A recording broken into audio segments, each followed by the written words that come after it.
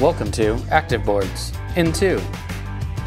This podcast covers features of the results window and some management tips. Once you start collecting student responses, you'll notice that you will need to get used to the results window that automatically pops up after each vote. The results window pops up by default after you ask on-the-fly questions or teacher-directed questions. In the next couple of minutes, this podcast will get you familiar with the features of the results window and get you a little bit more comfortable managing it. As a reminder, just remember, if you double-click the results in the results section of the voting browser, you'll get the results window to pop up, just as though you had concluded a vote with your students.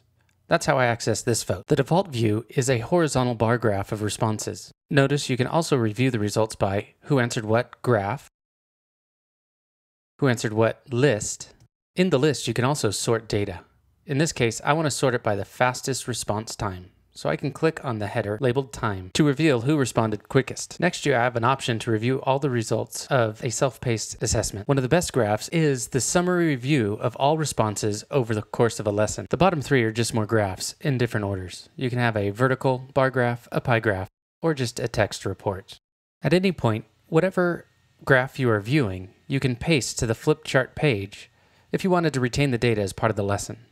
Click on the Paste to Flip Chart icon all the way in the upper right-hand corner. If you're asking on-the-fly questions or did not pre-assign the answer to the question, you can click on the Identify Correct Answers icon. Then, after you have a conversation with your students, you can mark the correct answer. Once identified, this question will become part of the student's overall percentage correct for this lesson or assessment. If you have a free response result, you can click on the Word Seed icon in the upper right-hand corner, and this will splash the responses across the screen so that you can categorize them, group them, and have a more substantive discussion about the results. They are just individual text boxes that you can manipulate with your select tool. When there are multiple unique responses, this is the best way to identify trends and categories. If you've concluded your lesson and want to go back and assess each individual question that you asked during the lesson to give students a percent correct, use the results section of your voting browser. Just quickly double-click and change the question properties. If for some reason you do not want this window to appear, in the settings section of the voting browser, uncheck Show Results After Vote. If you want to see the results after each vote and they're not popping up, check this section as well. This has been Activeboards